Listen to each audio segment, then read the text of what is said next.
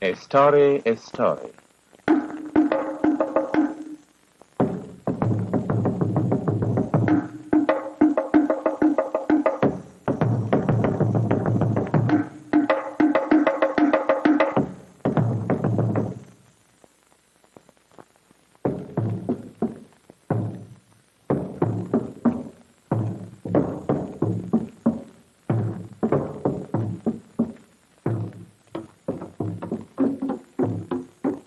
We do not really mean. We really mean that what we are about to say is true. A story, a story. Let it come, let it go. Once, for small children round my knee, there were no stories on earth to hear. All the stories belonged to Niame, the sky god. He kept them in a golden box next to his royal stool. Anansi, the Spider-Man, wanted to buy the sky god's stories. So he spun a web up to the sky.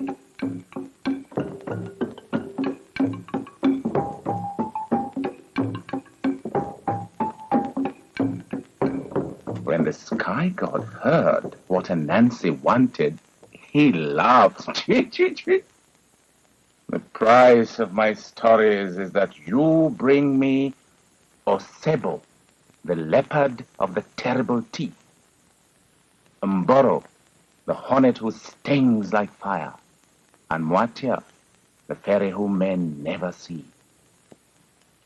Anansi bowed and answered, I shall gladly pay the price.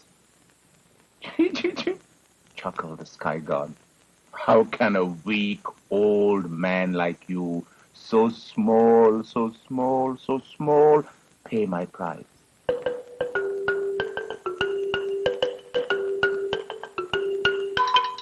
Anansi ran along the jungle path, yirdi, till he came to Osebo, the leopard of the terrible teeth. Oh-ho, Anansi, said the leopard. You are just in time to be my lunch. Anansi replied, As for that, what will happen will happen. But first let us play the binding game. The leopard, who was fond of games, asked, How is it played?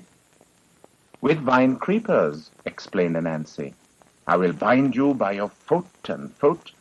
Then I will untie you, and you can tie me up. Very well, growled the leopard, who planned to eat Anansi as soon as it was his turn to bind him. So Anansi tied the leopard by his foot, by his foot, by his foot, by his foot with a vine creeper.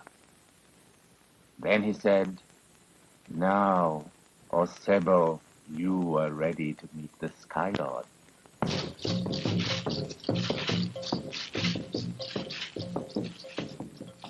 Next, Anansi cut a frond from a banana tree and filled a calabash with water. He crept through the tall grasses, Sora, till he came to the nest of Mboro, the hornets who sting like fire.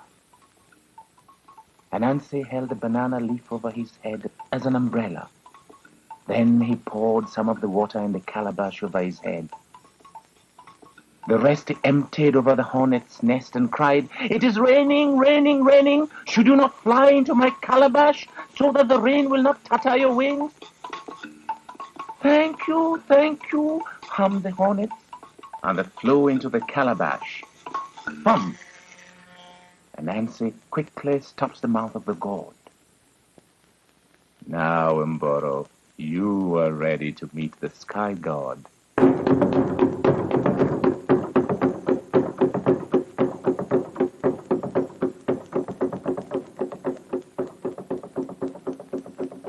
Anansi now carved a little wooden doll holding a bowl. He covered the doll from top to bottom with sticky latex gum. Then he filled the doll's bowl with pounded yams. he set the little doll at the foot of a flamboyant tree where fairies like to dance. In a little while, Moatia, the fairy who no man sees, came dancing, dancing, dancing to the foot of the flamboyant tree.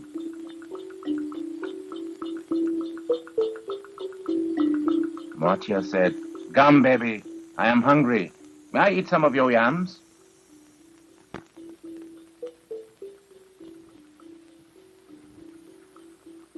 "Thank you, Gum Baby," said the fairy. "Don't you reply when I thank you?" cried the angry fairy. "Gum Baby, I'll slap your crying place unless you answer me." Pah! A hand stuck fast to the Gum Baby's sticky cheek. "Let go of my hand or I'll slap you again." Pah! Now the fairy was stuck to the Gum Baby with both hands, and she was furious. She pushed against the doll with her feet, and they also stuck fast. Now Anansi came out of hiding. "You are ready to meet the sky god, Moatia."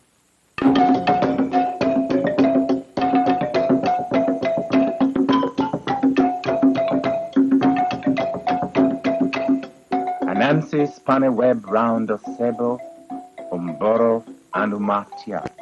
Then he spun a web up to the sky.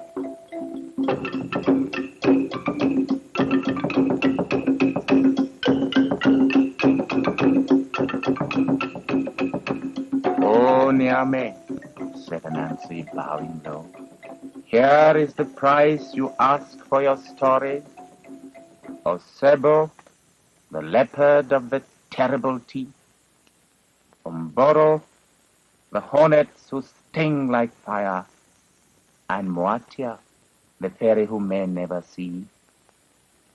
Little Anansi, the Spider-Man, has paid me the price I ask for my stories. Sing his praise, I command you." shouted all the assembled nobles. "From this day, and going on forever," proclaimed the sky god, "my stories belong to Anansi, and shall be called Spider Stories."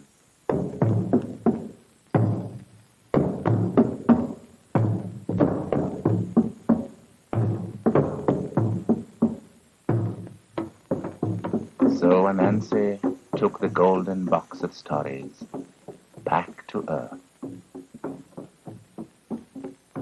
And when he opened the box, all the stories scattered to the corners of the world, including this one. This is my story which I have related.